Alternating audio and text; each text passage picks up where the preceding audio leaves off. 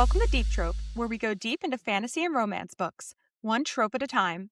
We're your two book besties, gushing over plot, characters, Easter eggs, theories, and of course, our favorite spicy moments.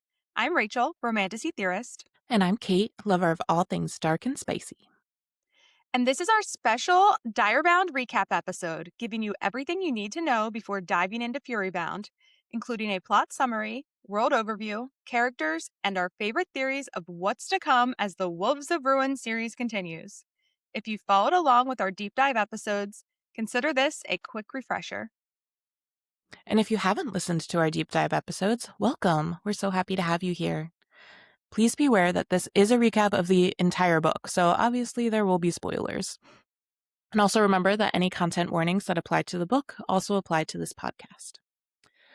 All right, let's jump in.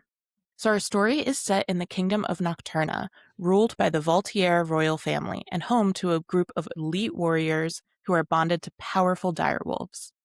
The neighboring kingdom of Astreona is home to the siphons, bloodthirsty vampiric beings that are the sworn enemies of the direwolves and the people of Nocturna.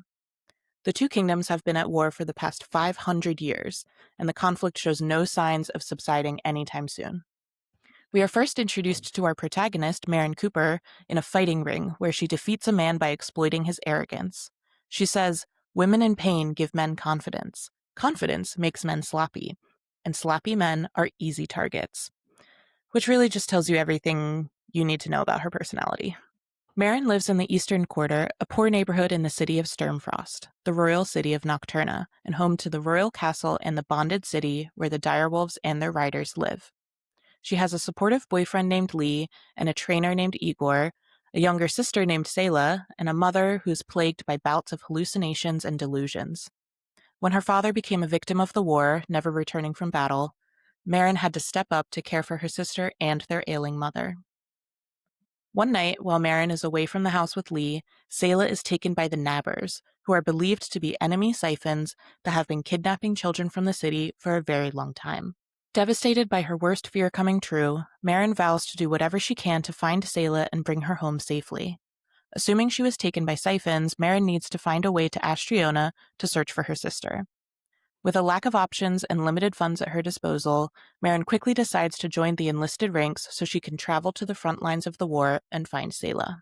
Unfortunately, her plan to enlist and make it to the front quickly will be complicated by the impending bonding trials.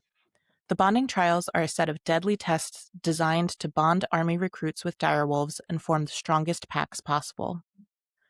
The first trial is called the Ascent, a treacherous mountain climb with the wolves waiting at the top. Maren makes it to the top with the help of her new friends Venna and Isabel, twins from the bonded city. Maren also makes an enemy along the way named Jonah, another recruit from the bonded city who Maren defended Isabel against. Maren believes that bonding is a choice, and as long as she reaches the top, she can choose not to bond and can continue as a regular enlisted soldier. This proves to not be the case for her, though, and ignoring her protests, a massive, silver-haired wolf approaches Maren and forces a bond. The wolf's name is Anasa, and according to another recruit, she is hundreds of years old and has never bonded a rider before. Despite bonding with Maren against her will, Anasa refuses to communicate with her and has put a wall up in their bond. This is definitely the start of a complicated relationship. Now that she is bonded to a wolf, Maren must continue with the bonding trials, which she learns will take 4 months to complete, throwing a big wrench in her plans to find her sister. Having no other options, Maren buckles in to get through the trials and continue her search for Selah. The trials are overseen by instructors from the packs who will help to train the Rawbonds and teach them how to succeed as a pack. The instructors are Alpha Stark Therion of the Deimos pack, Beta Egith Hartsfeld and Leader Aldrich of the Strategos pack, Gamma Eleanor Gardner of the Phylax pack, and Gamma Samson White of the Kryptos pack. It's time for a quick overview of the direwolf packs and pack dynamics.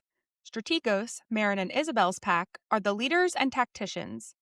They are recognizable by their silver fur, and riders have a matching silver streak in their hair.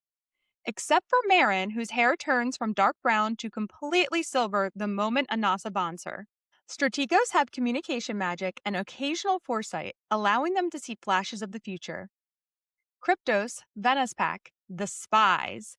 Sable Sorensen's website refers to them as shadow walkers, which we see Venna do later in the book. They can bend light and shadow to become almost invisible. Their wolves have a dark gray or speckled coat, while riders have blue streaks in their hair. Deimos is Jonah and Stark's pack, the warriors who are known for their brutality. They wield offensive magic as weapons and are faster and stronger in battle. The wolves have dark coloring, often black, and riders have blood red streaks through their hair. Finally, we have Phylax, the guardians. They wield defensive magic from temporary shields to entire domes while working together. Wolves have tan and brown coloring, while the riders are marked by a tawny streak of hair. The wolves are not in their heads at all times, seeing through their eyes. In fact, only the most powerful wolves can see through their riders' eyes. This is the kind of bond that Marin and Anasa have. The bond links their thoughts and emotions so they can hear everything happening. The wolves are able to heal their riders through their bond. Each pack has one alpha in command, then their betas who handle operations, and gammas who support the betas. At the top of the chain of command sits the sovereign alpha Sigrid Therian. While most wolves can only communicate with their own packs, the sovereign alpha can communicate with every wolf and serves as the king's second in command. The sovereign alpha is passed down through the Therian family line, so we assume Stark would be next in line for the role. The king is able to control the wolves with the dire blade, even though he isn't bonded. Raw bond training is split into 2 periods, forging and proving. Forging is the 2-month process in which they forge bonds with their fellow packmates and includes the voice trial, which will take place in 1 month, where they will need to prove they can communicate with their wolves. And then the purge trial, where the raw bonds can cull members that weaken the pack. This trial is then followed by the forging ball. After forging, they move to the proving period, which includes 2 months where the packs learn to work together, and the unity trial, which is a mock battle between packs and followed by graduation. Before training begins, the raw bonds must participate in the presentation, which is a spectacle where the riders are paraded in front of the nobility and royals. At the presentation, we get our first plot twist when it is revealed that Prince Killian is none other than Marin's boyfriend, Lee. Though initially shocked and seething with rage, Killian says all the right things and ends up manipulating Marin into forgiving him and continuing their relationship. The trials are incredibly brutal and violent, and a lot of raw bonds are killed along the way. Here's just a quick breakdown of some of the action from the first few trials. Before the trials even start, Marin is attacked by another Rawbon and brutally murders him, giving herself a chic bob in the process. At the voice trial, Marin and Anasa technically make good time completing the obstacle course, but their lack of communication is pretty apparent. Marin and Anasa have a come-to-Jesus moment and finally decide to work together. This improved connection, along with Marin's new training regimen thanks to her friend and fellow strategos Thomas and Thorn, make them confident going into the Purge trial. Before the Purge trial, Killian tells Marin he captured one of the nabbers, and together they interrogate him before Marin murders him without mercy. She believes this will stop the nabbings. At the Purge trial, Marin leads the pack in culling one of the Rawbonds whose arrogance puts the pack at risk. This Rawbond happens to be Jonah's wolf's mate. In the trial, Marin also stands up for her friend Neva and saves her from being culled. For each of their kills, Rawbonds receive a tattoo. Tattoos on their arms and torso serve to count siphon kills, while tattoos on their necks are to honor bonded they've killed in training. The tattoo ritual ends with the tattoo artist licking the tattoo. So each time Stark gives Marin a tattoo, we get some truly delicious sexual tension. Amidst all of the training and killing, Marin is plagued by nightmares and visions, leading her to believe that she's descending into the same madness her mother suffers from. As if the trials, training, and descent into madness weren't enough, Marin also has to contend with Jonah, the Deimos Rawbond she made an enemy of on day 1. Jonah has taken every opportunity he can to attack Marin. He has made it abundantly clear that he has complete disdain for her common upbringing and wants her dead. Beyond continually popping up to attack Marin, we don't learn a lot about Jonah in this book, but we have a feeling he's going to continue being a thorn in her side. In Marin's History of War class, we learn more about the siphons and what happened to Marin's father. Since the siphons drained all of the humans in Astreona, they survive now by feeding on captured soldiers like her father. Siphons can turn drained humans into other siphons and live to be basically immortal. We also learn about siphon blood magic, which can control minds and weave illusions. Ahead of the Unity trial, Beta Egith teaches them about pack unity, which is when individual wolf and rider pairs are fully aligned as one. The pack connection becomes stronger, allowing them to tap into their greatest powers, which for the Strategos is the ability to understand troop movements, spot weaknesses within the enemy lines, and calculate odds. When Marin is able to take a trip home to see her mother, they have a warm reunion. Her mother informs her that the nabbings have increased recently, which Marin is distraught to learn since she believed that they had taken care of those responsible. Her mother gives her an opal necklace that is an old family heirloom, telling her it will protect her. Anasa's attention is piqued when Marin gets the necklace, but she won't say why. The Rawbons attend the forging ball, where Marin wears a beautiful emerald green dress that she assumes Killian got for her. Killian ends up claiming her publicly for the first time at the ball, and when she feels something like disapproval through her bond with Anasa, she blocks their connection. Marin and Killian leave for some spicy time, something we get fairly frequently throughout the book. In each encounter, Killian bites her in some way and is very controlling, clearly a dom. And while the interactions are all consensual, throughout the book, the intensity of the bondage and edging steadily increases. When Marin finally reopens her connection to Anasa, she's overwhelmed by a sense of grief from the entire pack, learning that the Strategos Alpha has been killed in battle. The Sovereign Alpha, Sigrid Therion, arrives to discuss the situation with the king and demands an audience with Marin and Anasa. She informs them that the Strategos Wolves have chosen Anasa as their next leader, making Marin the new alpha of the Strategos pack. While Marin tries to protest, saying she's just a Rawbond, Anasa floods her mind with generations of alpha knowledge. They agree to let Beta Egith serve as the Strategos leader on the front lines, while Marin completes her Rawbond training. The rest of the Strategos Rawbonds are in disbelief when they learn Marin has been selected as their new alpha, but ultimately they trust the wisdom of the wolves. Stark informs Marin that he will be giving her private alpha training in his office, which she is surprised to learn is actually a cozy library.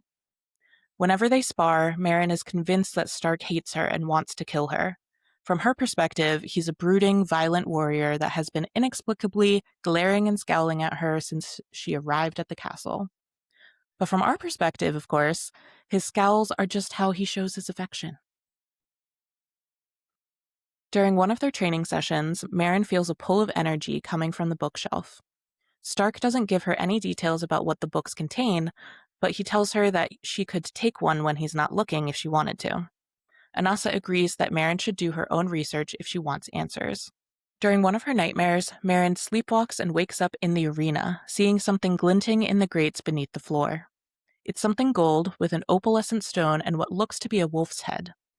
Marin also notices the shadows around her behaving strangely, including her own shadow that doesn't seem to follow her movements. Marin asks both Anasa and Killian about what's under the arena, but Anasa just tells her not to get caught there, and Killian dismisses her, saying it's just drainage and that the castle may have many secrets he's not aware of. Marin is beginning to grow suspicious of the king and brings her suspicions to Venna, asking her to look into it and find out what they're hiding. Beta Egith then finds Marin to tell her that they may have found the missing children near the front lines in the city of Grunfall, and Marin immediately jumps into action. Stark insists on accompanying her on the 2-day journey. The first leg of the trip takes them to the city of Linsfall, halfway between Sturmfrost and Grunfall. In Linsfall, Marin finds a statue of the Faceless Goddess and prays for the safe return of the children. The Faceless Goddess is known as the goddess who had to save herself, and Marin feels she may need to do the same. We also get a one-bed trope, and while we don't get a spicy scene, we do get a "who did this to you?", which unfortunately turns out was Marin herself, and we learn that she has a history with self-harm. When they arrive in Grunfall, they begin the mission, and Marin is amazed by Stark's ability in battle. They are ambushed by a horde of siphons, but battle their way through them to reach the cells where the children are being kept. We learn here that the only way to kill a siphon is to cut off their head. When they reach the cells, they are thick with the sickly sweet scent of siphon magic. However, the team is devastated to find that the children are no longer there, though evidence suggests that they were there recently. They capture a siphon to question, but despite being tortured, he insists he knows nothing about the children or the nabbers. He claims there were no children being held captive. Finally, fed up with the lack of answers, Meryn is overcome with a killing rage and savagely beheads him. Meryn stops to see her mother on the way home from the mission, but instead finds a heartbroken Igor who informs her that her mother is dead. Apparently, she had one of her fits in the town square and was killed by a guard. When she returns to the castle, Killian tells Meryn that before her mother died, she gave her blessing for them to be married, and he proceeds to propose to Meryn with an elaborate engagement bracelet made of gold, covered in black diamonds with ruby in the center. Meryn accepts and feels the bracelet tighten around her wrist. When Meryn returns with Killian to her house to collect her mother's things, she finds journals hidden beneath the floorboards. The journals seem to be a record of her mother's delusions. Most of the drawings are of a crown with two wolves leaping at each other and references to the names Lumina, Nocturna, and Astreon. Meryn quickly takes the journals before Killian can see them. Meryn asks Anasa about the journals, but Anasa says she's told Meryn everything she can. This reminds Meryn of what Anasa and Stark said in his office when she asked about the books on his shelf, so she sneaks into his quarters to find the book that she'd felt the pull of energy from. The book ends up being a handwritten history of Nocturna's original rulers, the Sturmfrost Queens, a matrilineal line of bonded warriors with incredible powers who ruled for centuries. Which is funny, because in school, Meryn had been taught that Nocturna didn't even exist until 500 years ago, when King Cyril's ancestor took the throne and united humans and wolves under his rule. Before then, humans in Nocturna lived in scattered encampments, attempting to survive while being hunted by both direwolves and siphons. The legends said the faceless goddess sought to balance this power and gave the king the dire blade, with the power to control the wolves and bond them. But this book says Nocturna is an entire millennia older, and the direwolves were always allies with the Sturmfrost line. There are pictures in the book of queens ruling with the direwolves by their sides. She sees a drawing of the crown of the Sturmfrost line, which is thousands of years old and imbued with powerful magic, and the crown matches the drawings in her mother's journals. Meryn realizes this crown is the item hidden under the drain grate in the arena. Meryn confronts Stark and Anasa about what she read in the book, but they both say they can't tell her anything, and Meryn feels furious and betrayed, thinking they're conspiring to keep things from her. Meryn takes the book and continues to study it, though she chooses not to share it with Killian. Next up, the Unity trial is an hours-long battle between Deimos and the rest of the packs. In the battle, Jonah brutally attacks Henry, the only other common-born Rawbond besides Meryn, and fatally wounds him. Meryn chooses to end his suffering out of mercy and a need to protect the packs from his frenzied wolf. In the end, none of the packs break unity, so any surviving Rawbonds will continue to the graduation ceremony and become fully bonded riders. The night before graduation, Venna shows Meryn what she found hidden beneath the castle, the missing children, including Sayla. It turns out that the children have been hidden here the whole time, and the king has been picking them off one by one. Terrified that Sayla will be the next to be chosen by the king, Meryn is desperate to find a way to break her free. She tells Killian everything she found, certain that he will help her. Together, they hatch a plan to kill the king at the graduation ceremony and free the children. At the ceremony, the king surprises everyone by calling for a final battle between the riders. In the chaos, Meryn takes the opportunity to attack the king, decapitating him with the dire blade. Killian immediately turns on her, having her arrested by the guards and feigning shock. Anasa uses her connection to her mate to call for help from the dungeons, and it is revealed that her mate is Kratos, Stark's wolf. Stark brings Meryn the crown that was hidden beneath the arena, and when she touches it, she receives a vision that reveals her history. She sees Queen Kiara Sturmfrost battling a siphon named Alistair Brightbane, who has killed her entire family save for her infant child. Before she dies, Queen Kiara manages to get her child to safety, handing the baby and the opal necklace to a woman and telling them to flee. Meryn realizes that she must be a descendant of the child that survived, therefore making her the true queen. Meryn asks Stark why they didn't tell her, and he explains the bonded have been under a siphon blood curse for 500 years. The siphon that overthrew the royal family did so by using blood magic to bind the public's memories of the Sturmfrost royal line. Since no one could speak about them, they were forgotten within a generation. The only family who remembered the Sturmfrosts were Stark's family, the sworn protectors of the royal line. For generations, his family passed down the book that Meryn found, keeping the truth alive through reading, even if the curse prevented them from speaking of it. Meryn finally realizes that Stark has not been her enemy this whole time, but in fact has been trying to keep her alive. Stark offers to tear out Killian's throat, very generous, but Meryn has a different idea. She pretends to still be in love with him and gets him alone in his room where she confronts him about his betrayal. He reveals that he is now a siphon, inhabited by none other than Alistair Brightbane, who has been surviving by inhabiting the royals in Killian's family line for centuries through a form of blood magic called transference. Killian uses shadow powers against her and thanks her for his new power. So the good news is that Meryn definitely has shadow powers and is officially a shadow mommy, as was hinted at throughout the book. The bad news is that Killian also has shadow powers now, since he is siphoning Meryn's magic via the engagement bracelet, which Meryn realizes she cannot remove. Still reeling from all of the revelations, Meryn is left with one final surprise at the end of the book. She is reunited with her sister Sayla, who she is devastated to learn has been turned into a siphon by Killian. We had so many theories for this book. And ahead of reading Furybound, we're going to recap some of our top theories so we can keep an eye out for more clues or hopefully feel validated if we got some of them right. Number 1, Mr. Cooper is a siphon. We know that Meryn's father went to fight on the front lines and never returned. The only evidence we have of his death is a single finger that was recovered from the battle. And we believe no body, no crime. Rather than being killed in battle, we theorize that Mr. Cooper was instead drained and turned into a siphon. Number 2, the connection between siphons and roses. Since siphon magic smells sweet, we went looking for other references to sweet smells and came across a similar description of the smell in the enclosed garden at the castle. Meryn notes the rose bushes, which smell sweet and fresh, and their scent is everywhere. Later in the book, we learn that Meryn's father gave her mother a scarf covered in roses. We wonder if roses are symbolic of siphons, and if so, could Meryn be the key to uniting the whole kingdom as ruler over humans, bonded, and siphons? Number 3, the power of Meryn's necklace. The opal necklace Meryn's mother gave her is said to provide protection, so we are wondering what power the necklace truly has.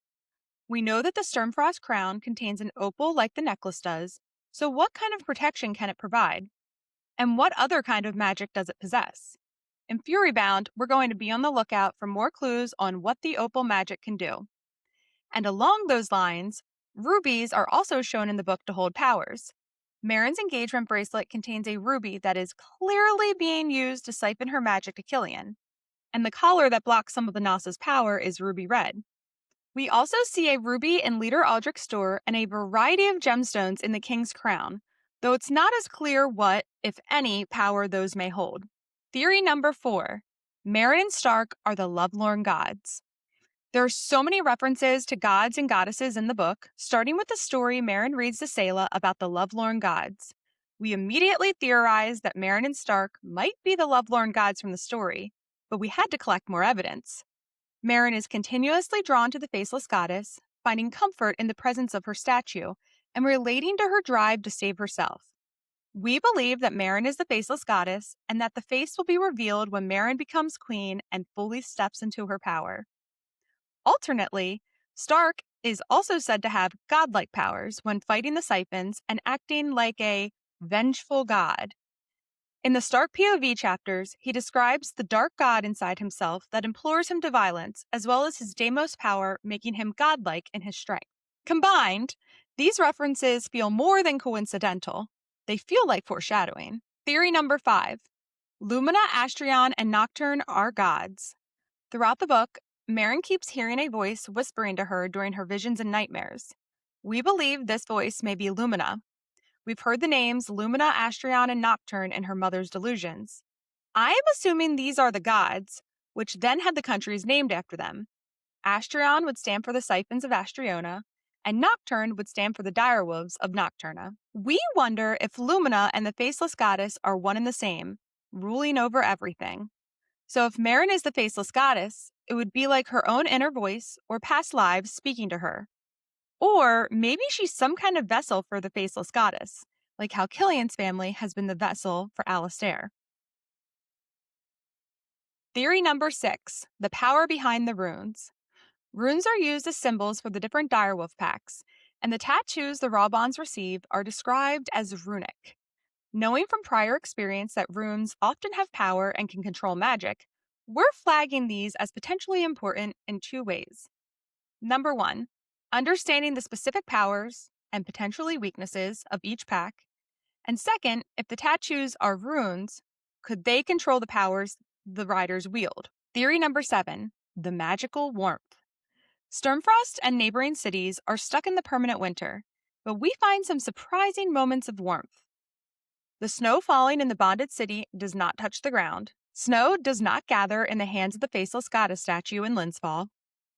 There is a warmth coming from the opal necklace from Marin's mom. And the royal castle is described as unusually warm in Marin's vision of Queen Kiara. The warmth appears to be associated with the faceless goddess and the Sturmfrost royal powers, so we'll be on the lookout for more references to warmth and how it may be connected to Marin's power. Though we are split on this theory, romantic conspiracy theorist Rachel believes the siphons may control the weather, wielding the cold and snow against Nocturna. Theory number 8. Stark is a secret shadow daddy.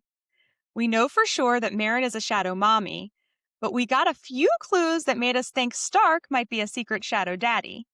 There are several times that shadows are mentioned in relation to Stark's presence.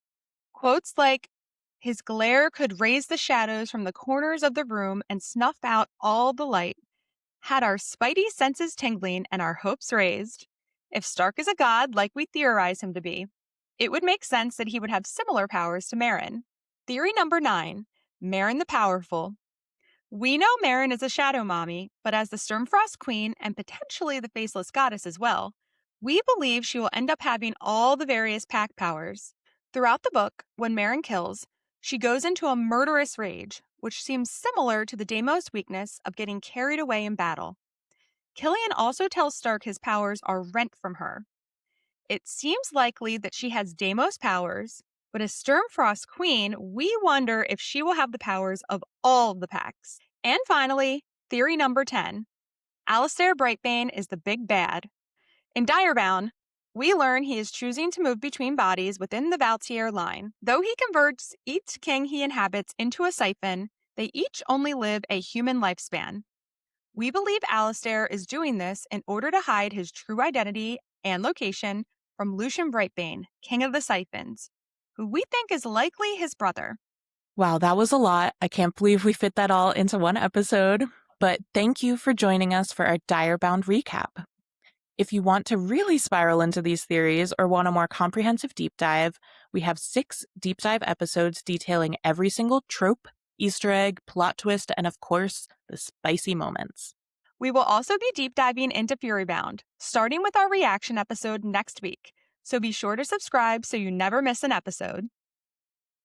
And if you want to follow along on social, you can find us on Instagram and TikTok at Deep Trope Podcast. See you next week. Bye.